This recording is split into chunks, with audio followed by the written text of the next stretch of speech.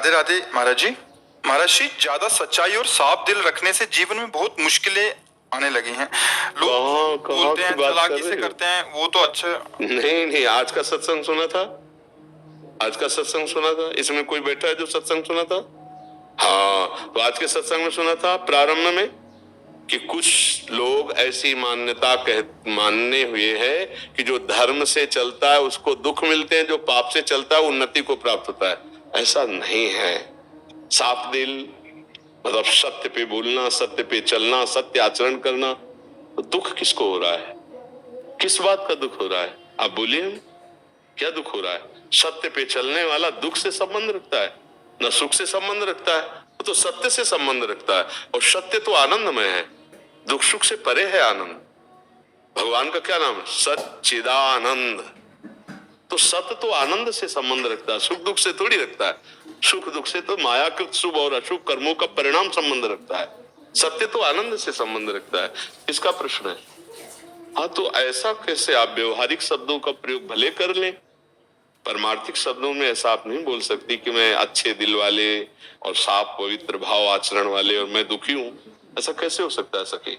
ये कह रहे हैं कि झूठ और जो चालाकी करता है वो तो अपना बात रख के कहीं आगे चले जाता है। इनका भाव शायद ऐसा है, और हम सत्य के मार्ग पे चल रहे हैं, अपनी बात सत्य से प्रकट करते हैं। आगे कहाँ जाता है?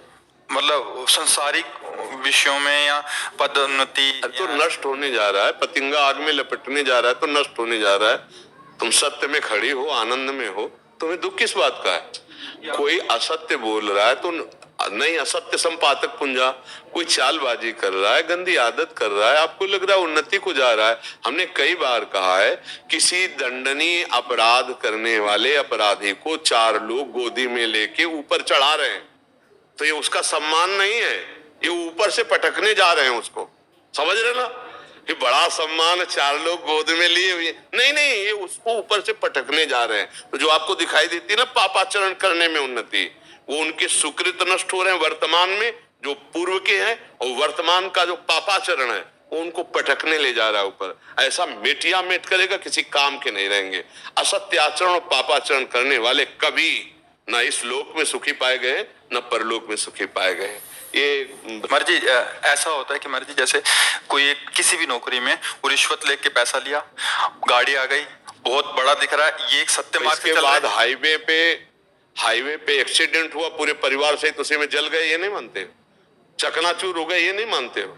हम कह क्या रहे हैं? हमारी बात को समझो। चार आदमी उसको गोदी में लेके ऊपर 8 खंड में जा रहे, तो उन्नति नहीं है, ये ऊपर से पटका जाएगा, कोई नस नाड़ी शुद्ध नहीं रहेगी। तुम अधर्माचरण को उन्नति मानोगे, पापाचरण को कभी उन्नति मानोगे? कभी नहीं। ये खूब अनुभव की बातें हैं, बड़े बड़ों को देखे हुए है।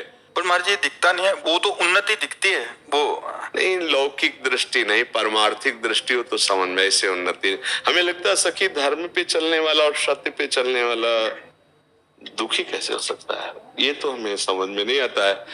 दुखी नहीं हो सकता। अव्यवस्था को दुख मानते हो अगर, तो ये अव्यवस्थाएं कोई टिकाऊ नहीं। अगर थोड़ी देर के लिए किसी को अनुकूलता मिलती तो थोड़ी देर के लिए प्रतिकूलता मिलती है। मात्रा स्पर्शास्तु कौन्तेय शीतोष्ण सुख दुखदा आगमा पाइनो अनित्यास्तास्ति तिक्षस्व भारत। इनको सहन करे जो दुख सुख की बाहरी व्यवहारिक परिस्थितियां, सत्य पे चलने वाले को परम आनंद की प्राप्ति होती है। भगवान का नाम सत्य है, भगवान सत्य नारायण है, भगवान सच्चिदानंदमय है। ऐसा भाव ही नहीं करते, ऐसा निगेटिव भाव बैठा लेंगे ना आप, तो फिर आप ना तो सत्य पे चल पाएंगे और ना आप सुखी हो पाएंगे। महाराज जी, वो थोड़ी देर के लिए ही बस होता है। हाँ, तो ये सत्संग किस लिए होता है? बड़े बड़े संत महात्मा जो अपना समय देते हैं आपको, वो किस लिए देते हैं? इसी को सुलझाने के लिए देते हैं। यदि ऐसी समय कोई परिस्थिति अंदर आपको फांस रही, तो आप ऐसे सत्संग रखिए कि वो चला लिया। अलग अलग प्रसंग है सत्संग के, कभी मन को वश में करने के, कभी काम विजय प्राप्त करने के, कभी समस्याओं के समाधानों के। तो चतुर विवेकी सत्संगी हो कि वो उतना काट करके अलग रख ले, और जब अपना जो विषय फंसा रहा हो वही चला दे, तो अपने को समाधान मिल जाएगा। अगर हम सत्संग नहीं सुनेंगे, नाम जप नहीं करेंगे, तो फिर फंसा तो लेगा ही मन, कहीं ना कहीं फंसा लेगा। तो इसलिए मुझे लगता है सत्संग सुनिए, नाम जप कीजिए, और असत आचरणों की उन्नति को आप धोखा मानिए। वो नष्ट होने के लिए विधान बनता है, वो सुखी होने के लिए नहीं।